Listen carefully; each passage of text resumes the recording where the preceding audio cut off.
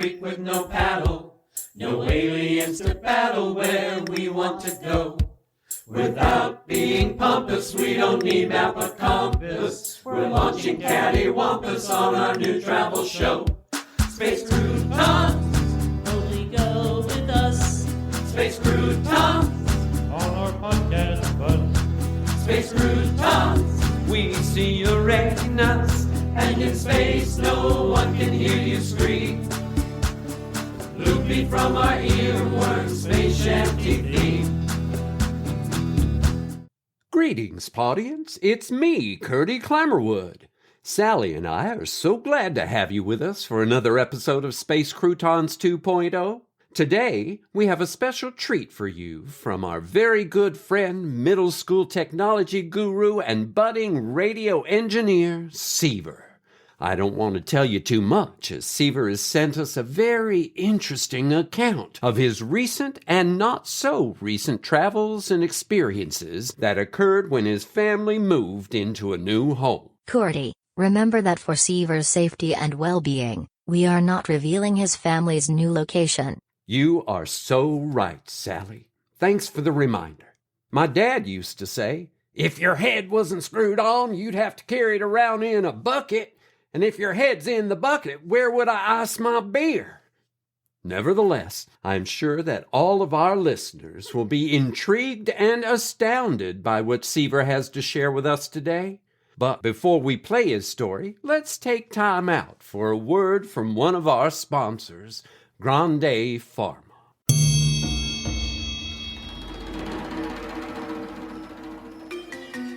When you portal jump or time travel, do you experience cold sweats, dizziness, unwarranted fatigue, irritability, loss of focus, even upset stomach, diarrhea, or nausea?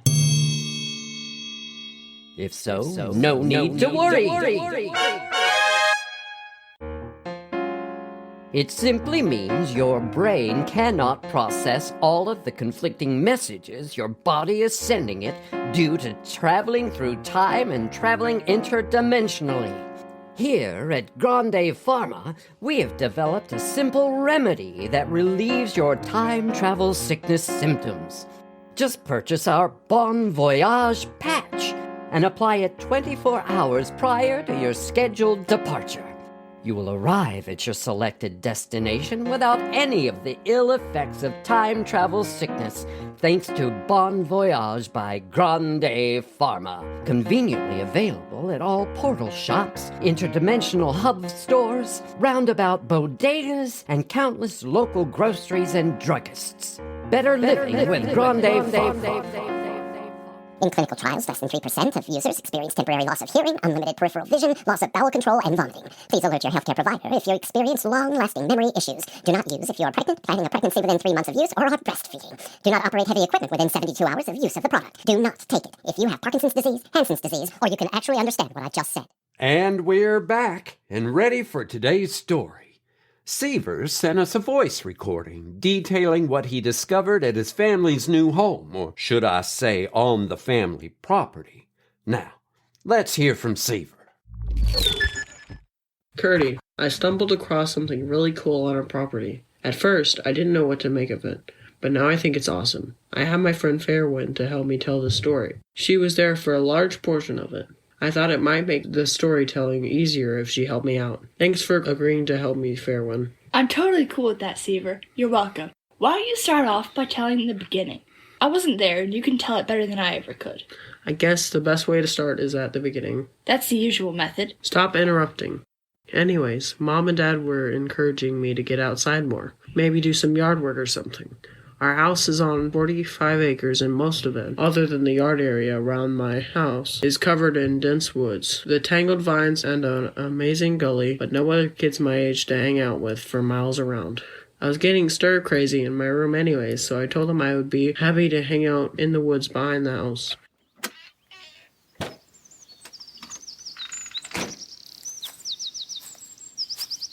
It is like a temperate rainforest back there with the tallest trees I've ever seen. Thickets of brambles and those thick thorny vines. The quiet of the woods is undisturbed once you walk into the forest a few feet. You already feel as if you're traveling back in time because you don't hear any man-made sounds. There are no air conditioners humming, no car or truck noises, no airplanes flying overhead. You're giving me goosebumps with your description, but everything you just said is true. It's a little creepy walking into the woods behind your house. I don't think I would ever do it all by myself. To give you some context, this was the Saturday before Halloween, but I did not get freaked out about anything until I had been walking through the woods for about 15 minutes. That's when I came upon an opening in the woods. In the small cleared out area, I found a sturdily built block house with a heavy metal door in the middle of the south-facing wall.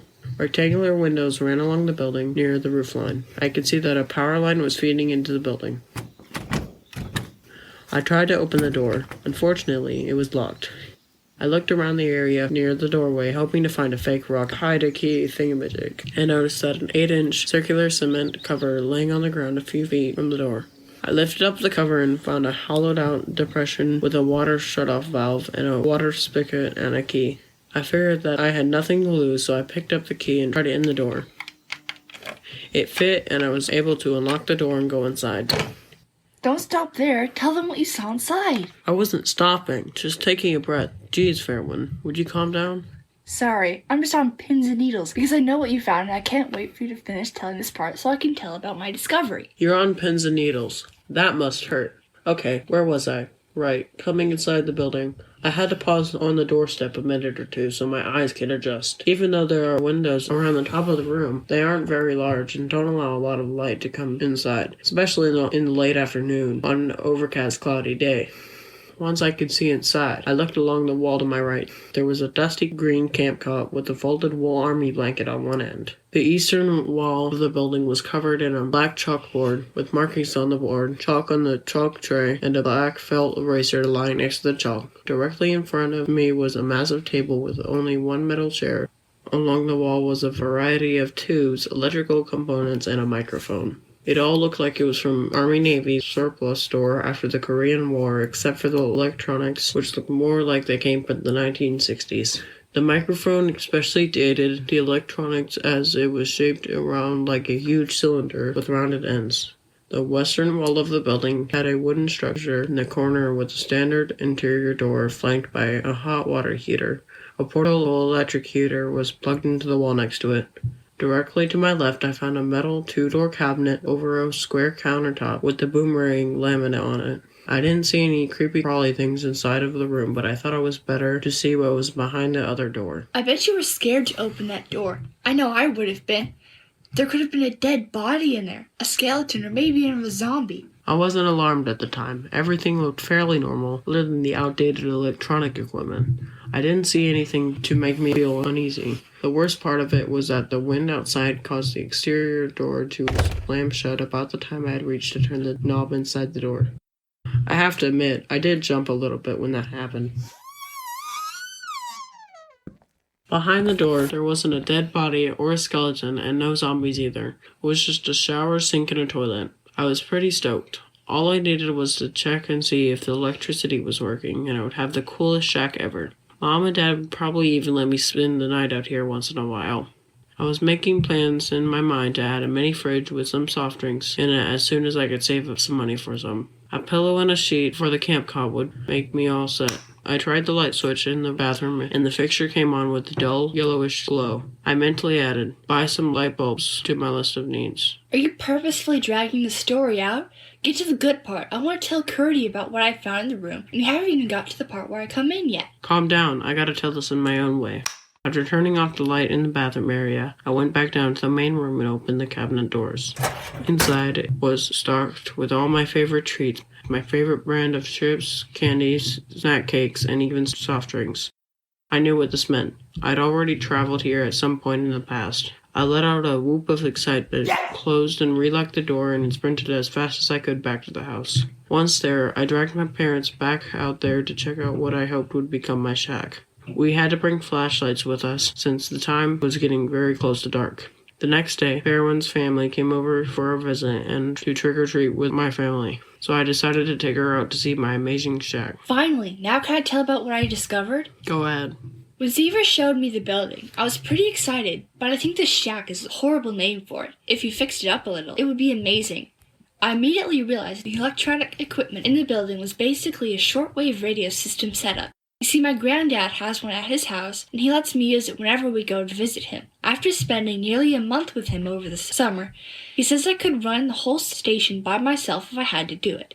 I showed Seiver how to turn on the set, but unfortunately the components were so old that a couple of the tubes blew as soon as we turned the power on to it. We decided to look around to see if there were any components being stored in the building because my granddad always keeps extra parts for his station. That's when Farewin made a brilliant discovery of a trunk underneath a camp cot. Let me tell this part. Tucked against the wall, underneath the cot was a metal footlocker. We tried to open it, but it was locked.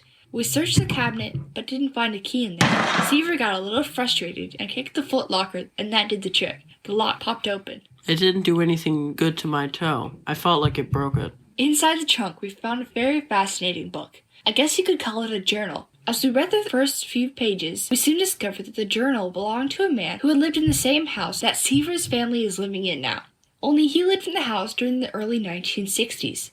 I was fascinated by his story. I started reading it out loud as Seiver looked through the other items in the footlocker. I had to stop her when she mentioned the word Kodak. I couldn't believe that we had a journal from the 1960s and that it had mentioned the Kodaks. This guy was already trying to find the Kodaks. He built a shortwave radio with some interesting modifications that would allow him to use the set and pinpoint locations for the Kodaks, not just use the physical locations, but also their locations through time. This guy was so far ahead of his time, technologically speaking. People probably thought he was nuts. We glanced through the rest of the journal and saw that his last entry was from November 27th, 1965. In it, the writer revealed that he was going to collect the Kodaks he had located using his radio set. He comments that he is turning off the radio set when he leaves. Hearing that date, I immediately put two and two together. I said, "Oh my gosh, Seiver, do you know what happened on November 27th, 1965? I was kind of sarcastic with her. Let me think. It was a Saturday. Lyndon B. Johnson was president of the U.S. at that time. France had launched their first satellite into space, becoming the third nation in space. Oh, and there was a large march in Washington, D.C. protesting the Vietnam War. Also, my grandpa Jake would have turned 4 years old on that day. I can't think of anything else." You goofball. No, none of those things are what I am talking about. November the 27th is the day that the Burning Lady signal went silent. This radio station could have been the one broadcasting the Burning Lady signal. The modifications that the writer of the journal made to the shortwave set could explain the odd noises that were associated with the Burning Lady. I bet you $1 million I'm right about that. I had no idea what she was talking about. I had never heard of the Burning Lady signal. My granddad told me about it. Maybe you've heard of the buzzer or the Lincolnshire poacher. These are radio stations that broadcast strange sounds all the time. Some people think that these signals are a way for spies to receive messages. The Burning Lady signal was only active for a few years in the early 1960s, and it stopped broadcasting at 11:27 on November 27th. If we could get this shortwave set to work again, we could prove my theory. I wanted to know where we were going to find the part for this thing. Even if we could find an open Radio Shack today, there's no way it would carry this old tech. That's when I reminded Seiver that time travel is now an everyday thing. You know you already went back in time. Just look at the contents of that cabinet and tell me you did not stock that thing back in 65. All Seiver had to do is hit a portal and go back to November 28, 1965. Radio Shack was pretty much everywhere back then. My granddad got all his stuff from there, and he lives in a small town. I was sure that Seiver could go and find what we needed. However, things did not go quite as we had planned. I didn't even have any trouble traveling back to 1965, and finding a Radio Shack with all the parts we needed was not the hard part either.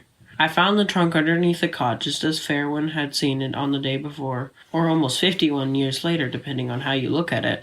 The difficulty lay in the backwater area I traveled to. The people there were pretty much united in their opinion that time travel is an impossibility and had banned anything related to time travel. There were a bunch of time travel deniers. There were no magic roundabouts, no interdimensional hubs, no time travel services of any kind in that area. I kind of got stuck back in 1965 for several months. I had to get an after-school job to raise enough money to buy a bus ticket to an area where time travel was allowed.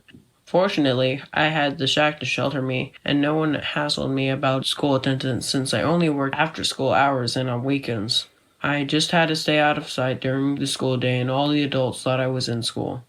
To occupy my time during the day, I decided to make a graphic novel including lots of Season 1 Space Crouton adventures. I wish I still had it, but I accidentally left it at my part-time job. Did you sign your artwork in the graphic novel? No, not my real name. I used an anagram of my name.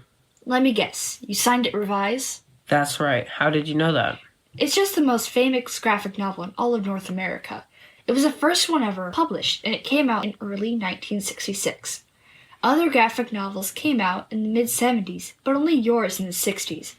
People always wondered why the artist Revise never did any more. If you tried to do more now, I'm not sure how it would be received. Would people say you were just copying the style of Revise and trying to co-opt his fame?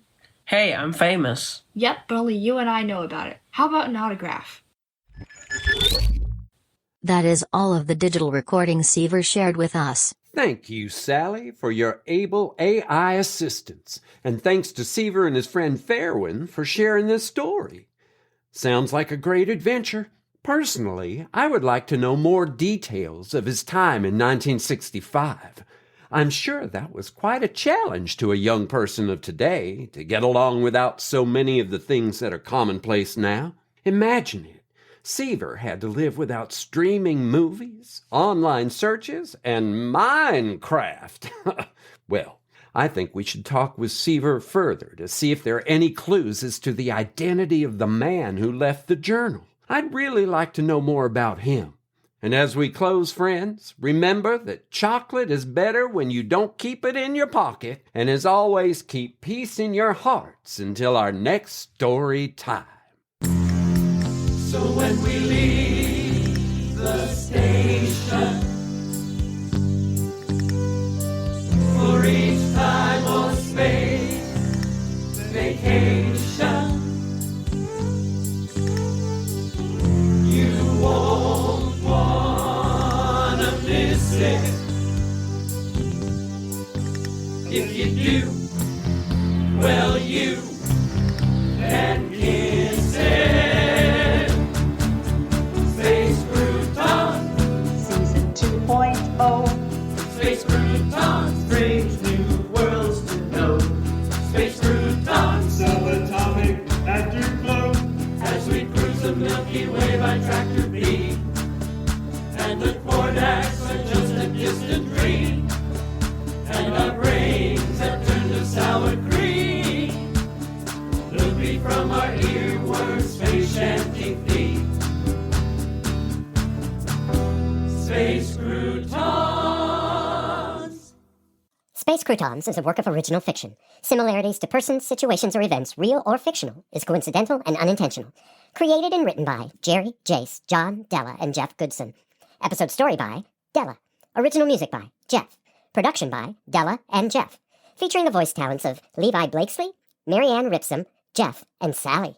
Entire work copyright 2021 by Jeff, John, Jerry, Della, and Jace Goodson. This has been a Good Witch audio production.